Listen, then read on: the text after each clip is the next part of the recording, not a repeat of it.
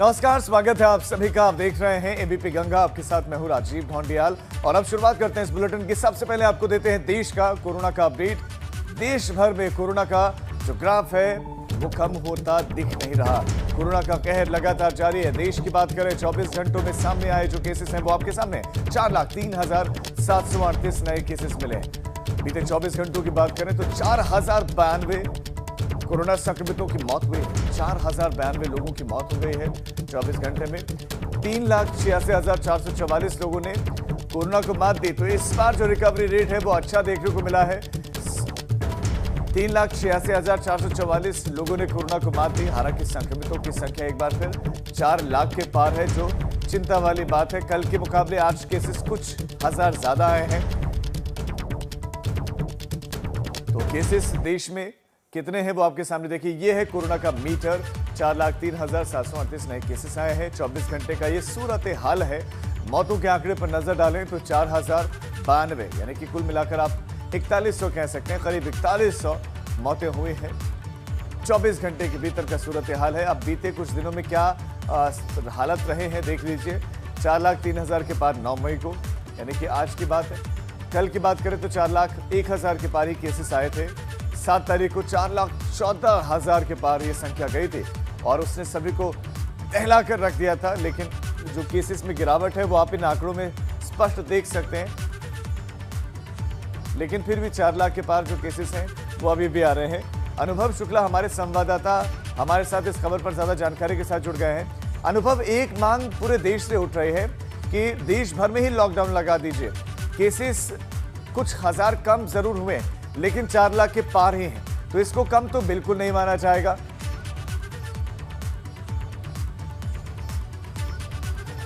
देखिए, बिल्कुल ये कम नहीं है, क्योंकि अगर पूरे देश में अगर आप जांच की बात करिए तो 18,65,000 जांच हुई है बीते 24 घंटे में। और अगर 4,03,000 मामले सामने आ रहे हैं तो इन्फेक्शन का जो रेट है, पॉजिटिविटी का जो रेट है वो तकरीबन 23-24% के आसपास है।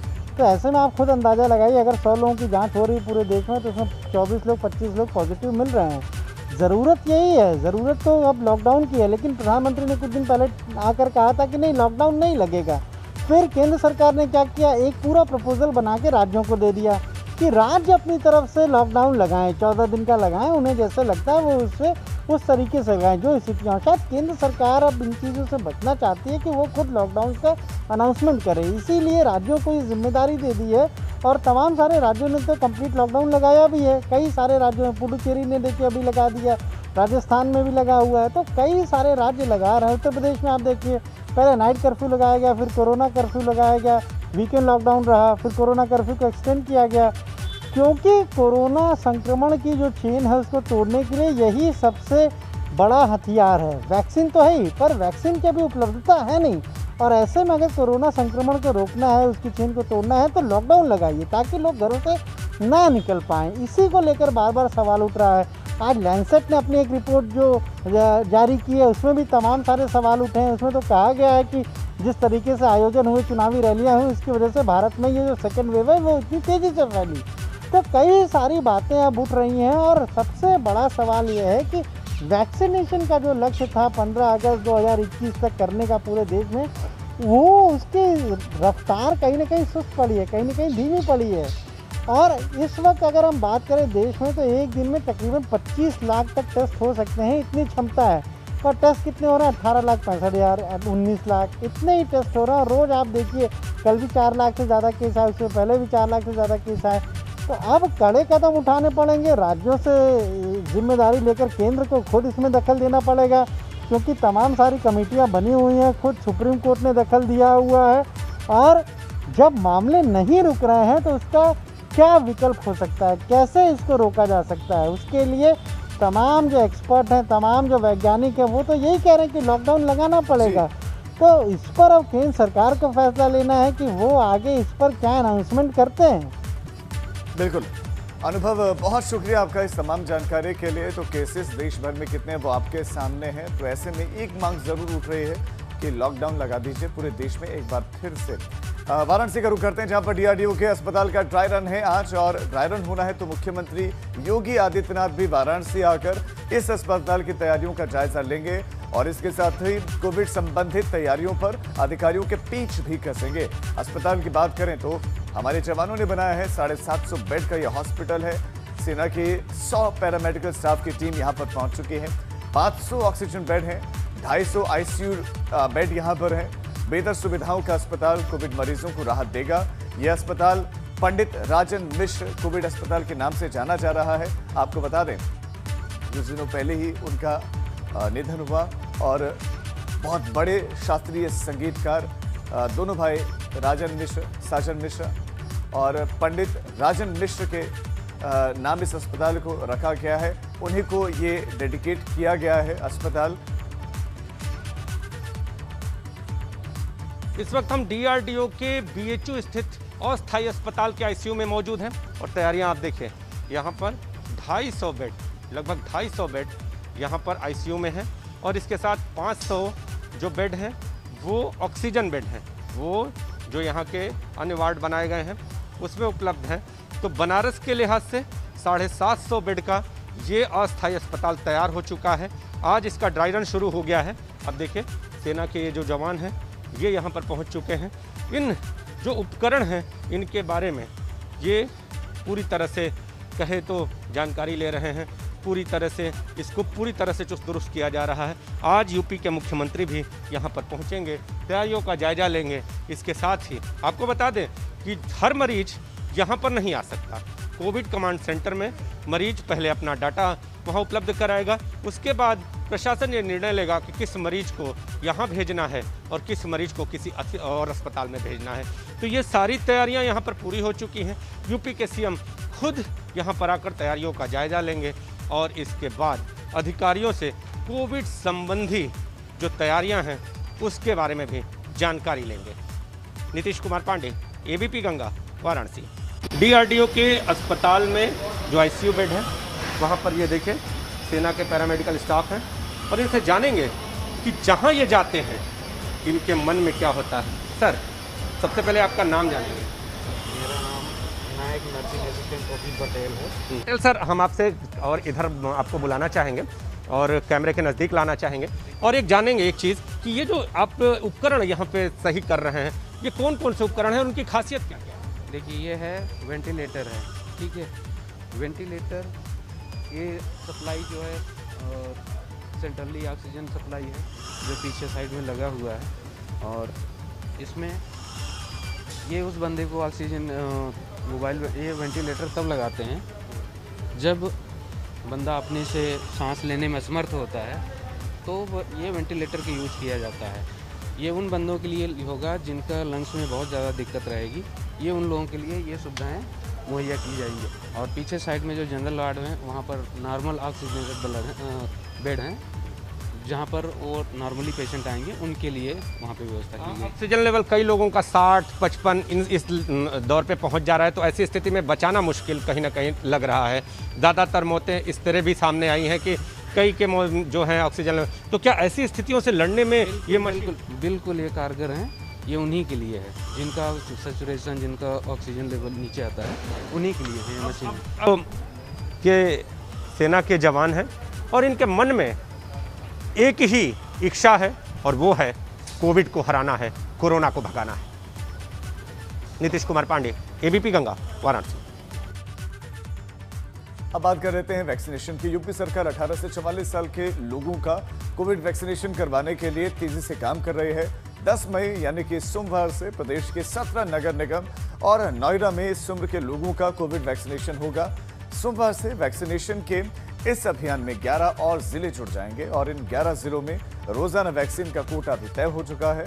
और इन 11 जिलों में गाजियाबाद, मथुरा, नोएडा, अलीगढ़, आगरा के अलावा फिरोजाबाद, सहारनपुर, मुरादाबाद, अयोध्या भी शामिल है।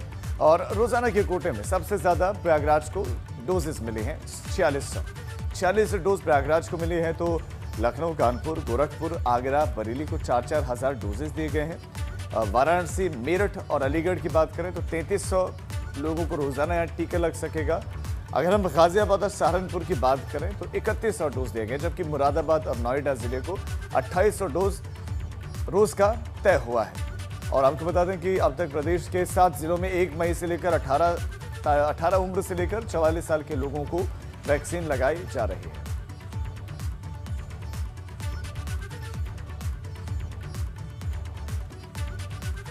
और एक बड़ी खबर, नोएडा पुलिस को बड़ी कामयाबी मिली है।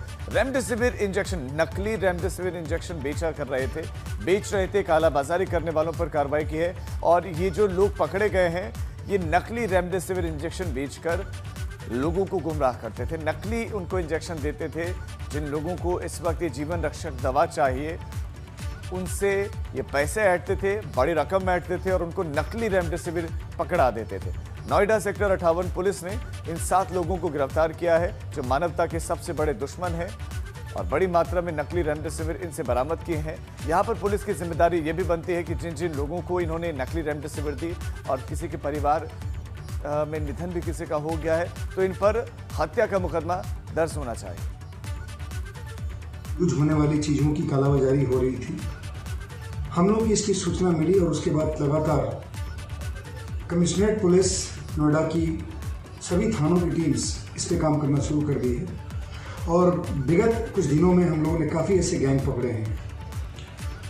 इसी क्रम में ACP सेकंड और एसओ सेक्टर 58 की टीम को एक सफलता मिली है, जिसमें इन लोगों ने 7 लोगों को अरेस्ट किया है। ये सातों चूँकि मेडिकल से जुड़े हुए थे, तो वहाँ अस्पतालों के इर्द गिर्द जाकर अपना परिचय देकर के लोगों को अपना शिकार बनाते थे और ये इंजेक्शन 12,000 से लेकर 40,000 में उनको बेचते थे। हम लोग इनके विरुद्ध कार्रवाई की है, हम लोगों ने FIR की है और कठोरतम कार्रवाई की जाएगी। अब बात करते हैं यूपी के कोरोना के आंकड़ों की। पहले से कोरोना के आंकड़ों में कमी जरूर आई है यूपी में, लेकिन सावधानी उतनी ही बरतनी जरूरी है। यूपी में वीकेंड लॉकडाउन के चलते कोरोना के आंकड़ों में फिलहाल गिरावट देखी जा रही है। बीते 24 घंटों का जो आंकड़ा वो है 26,847 नए मरीज मिले हैं। उसके बाद यूपी के एक्टिव केसेस की संख्या की बात करें तो वो 2,45,646 पहुंच गए हैं। आपको बता दें कि इस बार नए मरीजों में जहां 2,000 केसेस की कमी है, तो 10,000 एक्टिव केसेस भी कम हो गए, यानी कि रिकवरी रेट भी अच्छा है। तो ये आंकड़े जो आपके सामने इस वक्त हैं, ये जो गिरावट है उसको दर्शा रहे हैं 3,01,000 के आसपास। उसके बाद गिरावट हुई 2 तारीख को 2,95,000 के पास पहुंचे, फिर 3 मई को और ज़्यादा गिरे आंकड़े और 10,000 का अंतर स्पष्ट दिख रहा है। 2,85,000 के पास ये आंकड़ा पहुंचा। 4 तारीख, 5 तारीख और 6 तारीख का आंकड़ा आपके सामने है। 2,72,000 फिर और गिर गया, 2,62,000 फिर 2,54,000 6 तारीख को। ये एक्टिव केसेस की हम तस्वीर आपके सामने, सूरत हाल है एक्टिव केसेस का।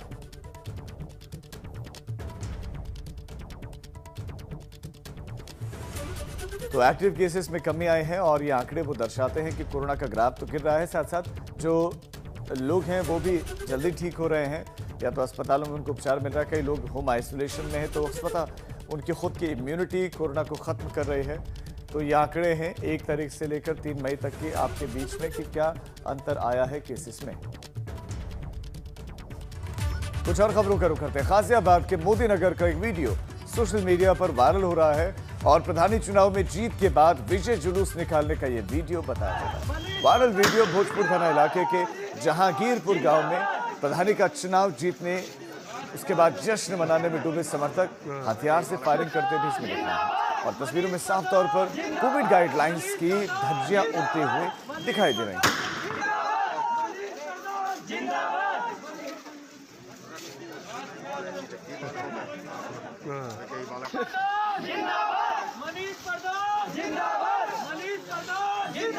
देखिए, जश्न मनाया जा रहा है, नारेबाजी हो रही है, फायरिंग वहां पर हो रही है, सोशल डिस्टेंसिंग, मास्क, इन सब का ख्याल रखा नहीं गया है। और पंचायत चुनाव में जीत दर्ज की, पंचायत चुनाव में जीत हुई, तो उसके बाद ये जश्न की तस्वीरें हैं। हालात क्या है, आलम क्या है, तस्वीरों में देख के समझ लीजिए कि ये वो लोग हैं जो समझने को तैयार नहीं, कोविड से हो रही मौतों को मानने को तैयार नहीं। ये लोग ये भी नहीं मान रहे कि अभी भी ऑक्सीजन पर 9 लाख के करीब लोग देश में हैं। फतेहपुर जिले में लॉकडाउन को प्रभावी बनाए जाने के लिए ड्रोन कैमरे की मदद से bus stand, railway station, taxi stand और दूसरे प्रमुख बाजारों के साथ दूसरे भीड़भाड़ वाले सार्वजनिक स्थानों पर निगरानी रखी जा रही है, जिससे कि लॉकडाउन का प्रभावी रूप से पालन किया जा सके। वहीं इस मामले में जिले के एडिशनल एसपी राजेश कुमार ने बताया कि कोविड गाइडलाइंस का पालन कराने के लिए जिले के सभी इलाकों में ड्रोन कैमरे की मदद से निगरानी रखी जा रही है।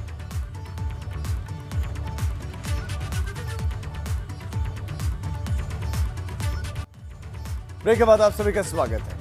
इंसानों की जिंदगी में भूचाल लाने वाली महामारी कोरोना अब जंगल के राजा शेर तक भी जा पहुंची है।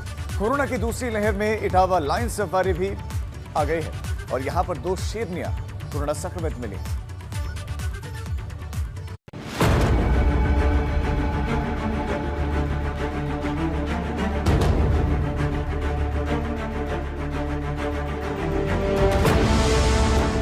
इंसानों के बाद जानवरों की बारी। लायन सफारी पहुंची महामारी। कोरोना महामारी की दूसरी लहर में हर तरफ कोहराम मचा हुआ है। हर दिन सैकड़ों मरीजों की इस संक्रमण के कारण मौत हो रही है और लाखों की संख्या में नए पॉजिटिव केस दर्ज हो रहे हैं। अब यह संक्रमण जानवरों में भी फैल चुका है। यूपी में इस तरह का पहला मामला इटावा में सामने आया है। इटावा लायन सफारी में कोरोना दस्तक दे चुका है। इंसानों पर कहर बरपाने वाले कोरोना वायरस ने अब जंगल के राजा शेर को भी अपने चपेट में ले लिया है। जी हां, इटावा लायन सफारी की शेरनी जेनिफर की रिपोर्ट कोरोना पॉजिटिव आने के बाद सफारी प्रशासन में हड़कंप मचा हुआ है। दरअसल कुछ दिनों पहले शेरनी जेनिफर और गोरी बीमार चल रही थी, जिसके बाद सफारी प्रशासन ने दोनों शेरनियों के साथ ही इटावा लायन सफारी के 14 अन्य शेरों के सैंपल बरेली RBI भारतीय पशु चिकित्सा अनुसंधान संस्थान केंद्र में भेजे थे, जहां गुरुवार देर रात जेनिफर की रिपोर्ट पॉजिटिव आई है। वहीं गोरी अभी संदेह के घेरे में है। साथ ही 12 अन्य शेर की रिपोर्ट नेगेटिव आई है, जिसके बाद से लेकर के सफारी प्रशासन में हड़कंप मचा हुआ है। जंगल के राजा को कोरोना ने जकड़ा। शेरनी गौरी और जेनिफर कोरोना पॉजिटिव। इटावा की लायन सफारी में इस वक्त 14 शेर मौजूद हैं। कुछ दिन पहले लायन सफारी की 2 शेरनियों की हालत बिगड़ी थी। उन्होंने खाना पीना भी छोड़ दिया था, जिसके बाद जब सफारी प्रशासन ने दोनों शेरनियों की जांच कराई तो उनका टेम्परेचर सामान्य से काफी ज्यादा पाया गया था। इसके बाद दोनों संदिग्ध शेरनियों के साथ ही सफारी के बाकी 12 शेरों की भी सैंपलिंग कराई गई थी और जांच को IVRI बरेली भेजा गया था, जिसमें से संदिग्ध दोनों शेरनियों को कोरोना पॉजिटिव पाया गया है। इटावा सफारी पार्क में 2 शेरनियों का जो है तापमान अधिक पाया गया और भोजन भी नहीं कर रही थी। उनकी चिकित्सा प्रारंभ की गई। उसके पश्चात विशेष जांच हेतु उनका जो है मल और ब्लड जो है IVRI बरेली को भेजा गया दिनांक 3 मई और दिनांक 6 मई 2021 को। इसके पश्चात दिनांक 6 मई 2021 को जो है IVRI Bareilly, wild life institute of India Dehradun, central zoo authority नई दिल्ली और देश के अन्य जो वन्य जीव विशेषज्ञ हैं उनके एक वीडियो कॉन्फ्रेंसिंग का आयोजन किया गया कि इन दोनों वन्य जीवों की चिकित्सा में हम क्या क्या सावधानियां बरतें, किस प्रकार चिकित्सा की जाए। अभी जांच में दोनों शेरनियां जो है जिनका नाम गौरी जिसकी आयु 3 वर्ष 8 माह और जेनिफर जिसकी आयु 9 वर्ष है, ये दोनों कोविड पॉजिटिव पाई गई हैं। इन दोनों शेरनियों को आइसोलेट कर दिया गया है। लायन सफारी में कोरोना की दस्तक के बाद प्रशासन में हड़कंप मचा हुआ है। दोनों शेरनियों को सफारी के बाकी जानवरों से अलग कर दिया गया है और उनकी आइसोलेशन में देखभाल की जा रही है। लेकिन ये बड़ा सवाल बना हुआ है कि आखिर इंसानों से सफारी की शेरनियों तक कोरोना कैसे पहुंचा। लायन सफारी के कर्मचारी हुए थे कोरोना संक्रमित। कर्मचारियों को प्रशासन ने नहीं भेजा घर। लायन सफारी में ही संक्रमित रहे आइसोलेट। संक्रमित कर्मचारियों से ही कोरोना फैलने की आशंका। 2 शेरनियों की जिंदगी पर भारी पड़ रही लापरवाही। सफारी प्रशासन के अंदर जाने से रोक लगा दी गई है। शेरों के बाड़े के आसपास सैनिटाइजेशन कराया जा रहा है। अब सबसे बड़ा सवाल ये है कि आखिर ये कोरोना वायरस का संक्रमण शेरों तक पहुंचा कैसे। तो आपको बता दें कि कुछ दिनों पहले सफारी प्रशासन के कुछ कर्मचारियों को कोरोना हुआ था। उसके बाद सबसे बड़ी लापरवाही ये रही कि उनको यहाँ से सफारी से घर उनके नहीं भेजा गया, उनको यहीं होम आइसोलेट में रख दिया गया। संभव है कि वही कर्मचारी जब शेरों के बाड़े के आसपास गए होंगे तो ये बीमारी शेरनियों तक पहुँची है। जब इस बारे में सफारी प्रशासन से बात करनी करनी चाहिए, तो उन्होंने किसी भी तरह से बात करने से मना कर दिया है। इस पूरे मामले की जानकारी तब हुई जब बरेली के संयुक्त निदेशक ने जेनिफर की रिपोर्ट पॉजिटिव आने की पुष्टि कर दी। तब जाकर के ये सारा मामला सामने आया है कि शेरों को भी कोरोना वायरस ने अपने जद में ले लिया है। लॉयन सफारी प्रशासन की लापरवाही अब 2 बेजुबान जानवरों की जिंदगी पर भारी पड़ रही है, लेकिन सफारी प्रशासन इस पर कुछ भी बोलने को तैयार नहीं है। कोई भी इस बात की पुष्टि नहीं कर रहा है कि सफारी के कितने कर्मचारी अब तक कोरोना से संक्रमित हो चुके हैं और उन्हें किन के आदेश से सफारी में ही आइसोलेट किया गया और किसकी निगरानी में वो संक्रमित कर्मचारी रहे। एबीपी गंगा के लिए इटावा से मोहम्मद फारिक की रिपोर्ट।